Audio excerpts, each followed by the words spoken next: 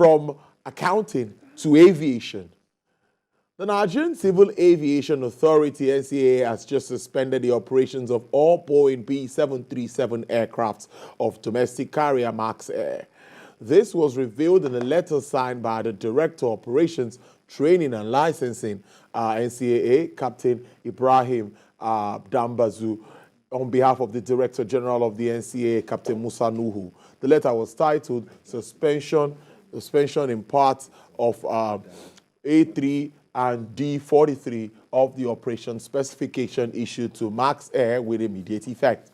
The suspension takes effect immediately, and all domestic flights of the airline would be on hold until the suspension is lifted.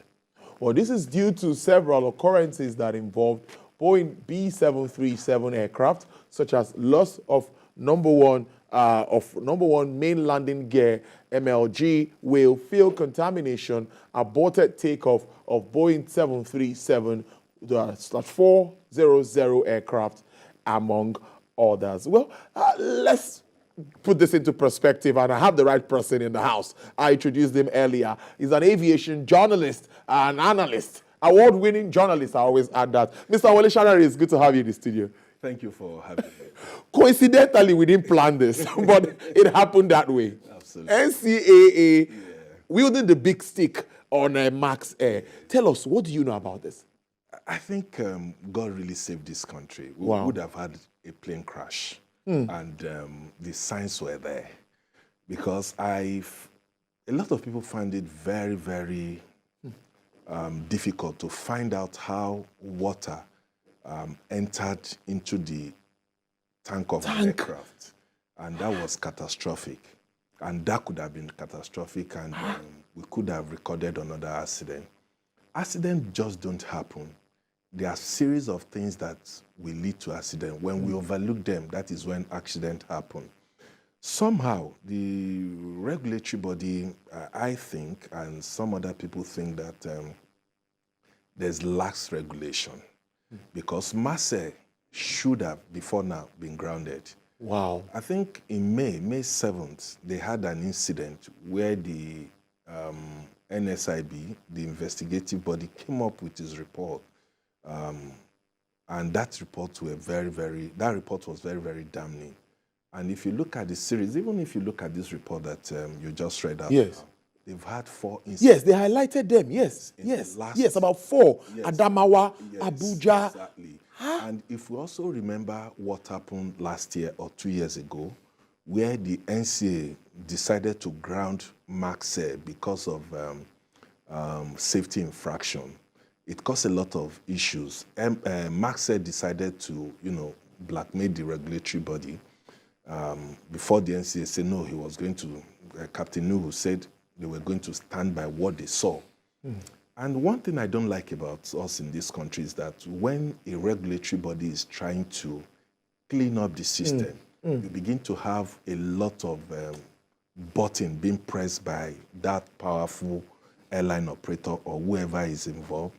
That matter was resolved amicably, but the NCAA ensured that all those things they observed, those gaps were closed before they allowed Marseille to start operation. So, but in the last 4-5 months, we've been having series of incidents. One happened where the nose wheel pulled off on landing at Abuja Airport. I think some weeks. Can you imagine that? So we need to begin to look at these issues. And what happened was that aircraft was scheduled to go to Maiduguri, but on their way, I think they got to Yola. They noticed that the parameters in the aircraft were not working. The parameters were not working. A lot of things were not working. If they had continued with that flight, or if they had done 10 more minutes into that flight, we would have had a plane crash. Because immediately they landed in Yola, they tried to look at the whole issue. What could have happened? They troubleshooted the aircraft didn't start. They used the APU, the aircraft didn't start. Then they looked back and said, okay, something must be wrong. They checked the tank of the aircraft, what they saw in that aircraft was more than a drum of water. And that was a very, very big sign. But they need to also investigate how did water get into the tank. Into the tank. Could it be from the marketers? Is it where they store this fuel that, water found its way into the tank? And also the airline, where is their quality assurance in all of this? If somebody is selling a bad product to you, it is left to you. For you, I'm not saying the oil market. Yeah. It's been opened now. We're being opened here. The issues came from, whether it came from the oil we're just marketer, identifying the whether issues. It came from the airline. Yeah. It could also be a sabotage. Yeah. Nobody knows. Yeah.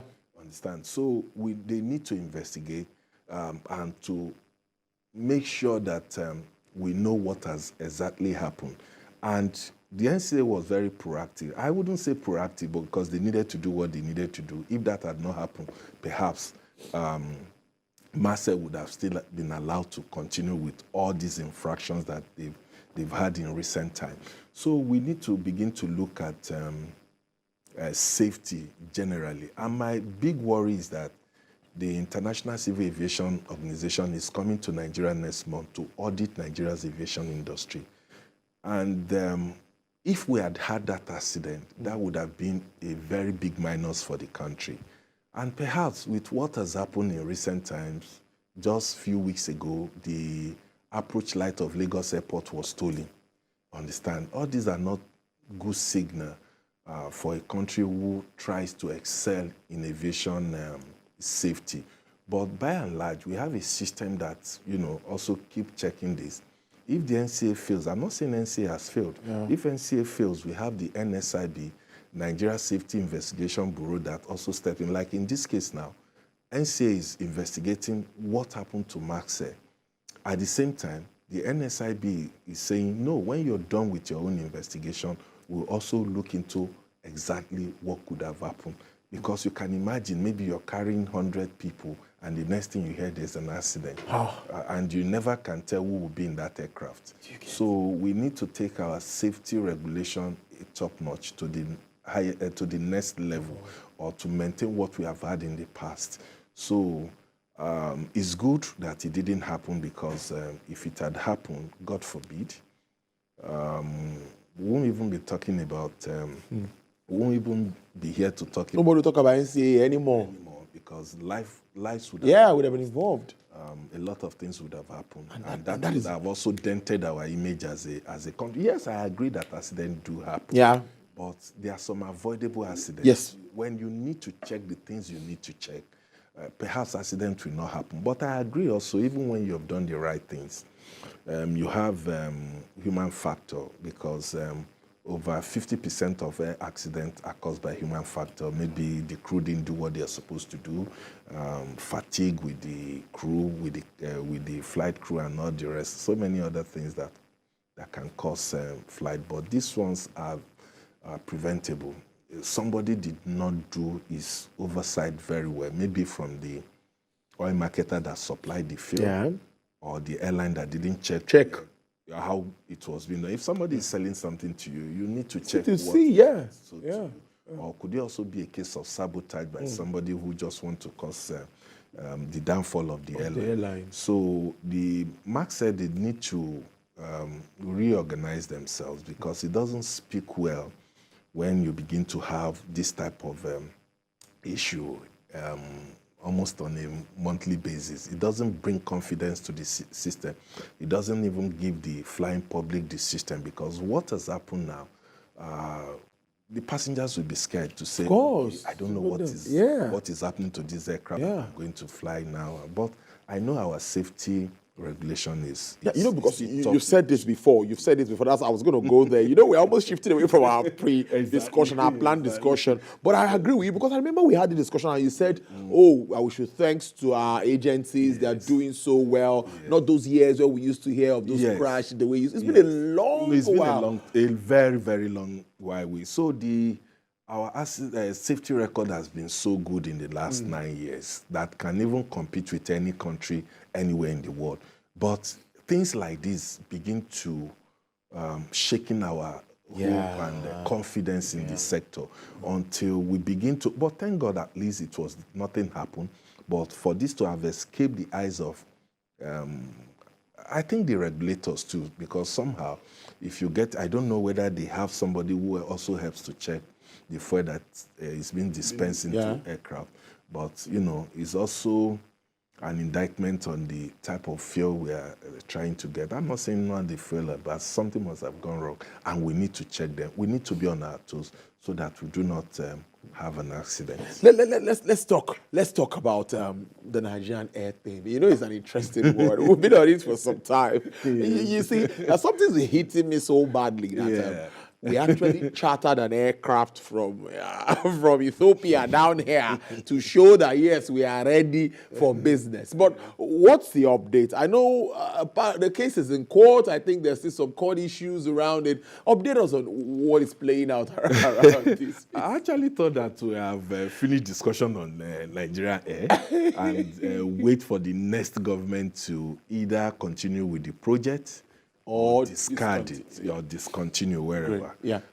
The Nigerian Air project has caused a lot of controversies, and rightly so, and unfortunately so, and not even actually what it is that, you know, people have said. Yes, I agree that some errors were made, but the project is not entirely bad. It's a very good project. Maybe the way it was handled, it wasn't handled very well, because the processes for AOC, Air Operator Certificate, is at stage 1. If we still need it, if we are still interested in the airline, we can continue from there.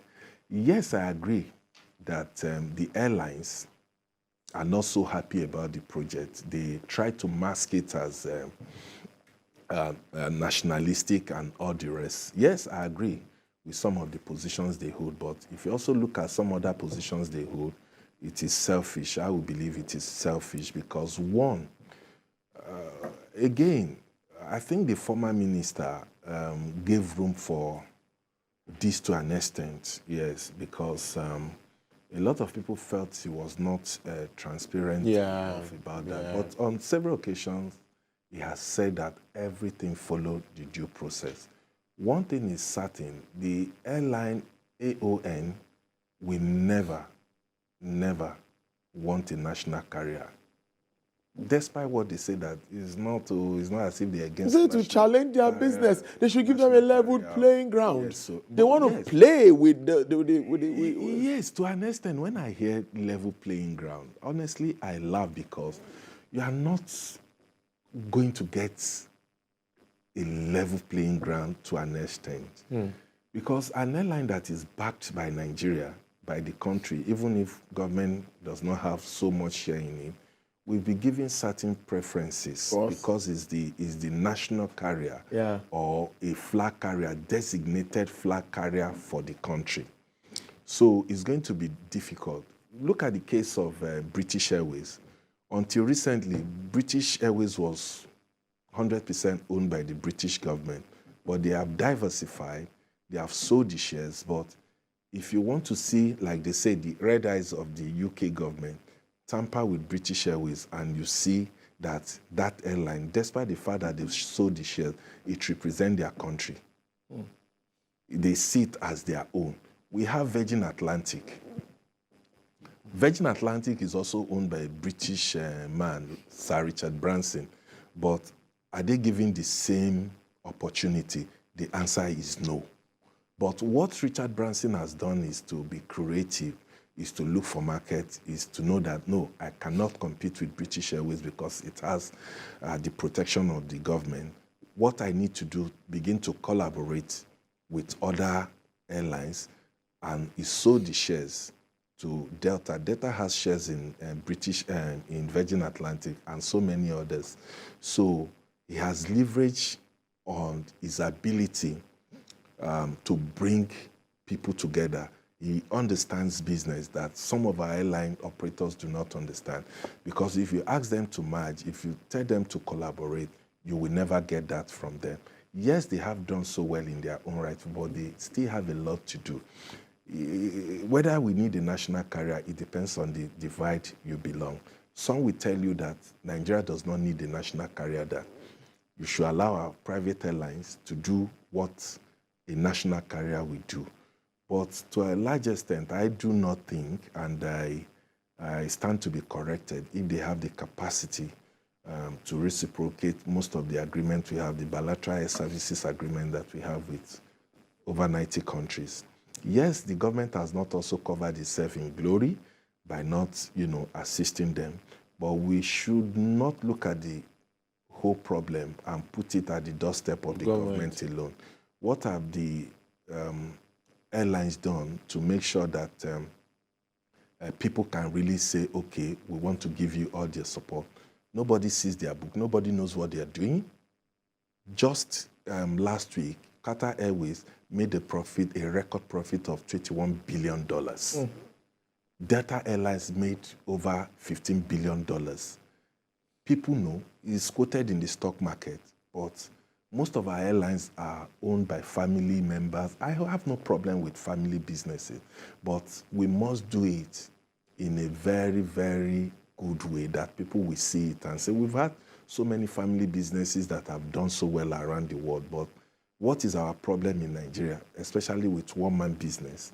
The owner wakes up from the wrong side of the bed and takes a decision that is not favorable to that company. So, and we have seen the litany of airlines that we had in the last 20 years. Over 60 airlines have collapsed in the last 60 years. So that does not even give us the basis to even begin to argue. Yes, for those who have issues with national carrier, that Nigeria is not right for a national carrier, that we do not have that discipline to run. Yes, I also agree with them to an extent. But if we begin to say Nigeria does not have the capacity to... How long are we going to wait? How long are we going to wait? Ethiopian Airlines is owned 100% by Ethiopian government and is the most profitable airline in Africa. It's doing so well.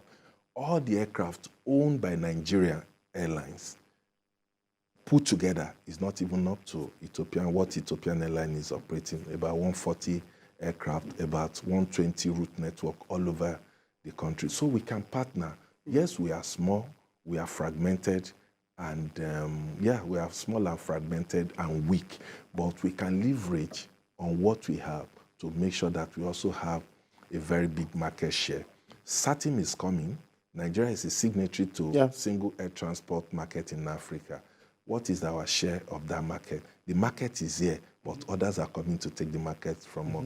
If the government does not empower the airline, give them, create an enabling environment for them, because government, they have their own issues too. Of course. Create an enabling environment for our airlines. No airline in Nigeria will thrive. Like the chairman of Air Peace Airlines said at a conference 2 days ago, he said, Nigerian airlines are created to fail from day one. You have high taxes, you have loan at 25%, 30%. How are you going to survive? You want to compete with an airline that has guest loan at 1% or 2%. It's not possible. So we also need to look inward and see how the government can help this industry, because the industry is in a serious dire straits that I believe is not beyond redemption. Government can truly be committed to this industry. But for those who are criticizing national carrier, I've always told them, Rwanda is doing very well in Africa. And when this airline started, I said, who is going to fly Rwanda, Bawu, Nkonkoba? But look at Rwanda, what he has done. Acquired aircraft, doing very well. You can also say, well, they are very disciplined compared to us. But Rwanda, give that airline another 10 years, you will see the magic it's going to do in the whole of Africa. And we have Kenya Airways that is owned by maybe government 25, 30%, and the other shares are sold to the public. Kenya Airways is doing very well. It's not that it's doing very well, but at least it's stable. It made profit for the first time this year in so many years. You also look at Egypt. Egypt is doing very, very well. You look at Air Maroc. Air Maroc is doing, these are national carriers of many of these countries. And if I travel to London and I see my airline, maybe Tolu Nigeria Air or something, or That's a good one. honestly, I would be so Yeah, proud of course, you'll be proud of it. This airline, this aircraft, my own airline is coming to this country. Yeah. But we must not just do it because we want it at its pride, to give us that pride we want. We must also run it as a serious business concern, profitable as it can be. So we know what to do.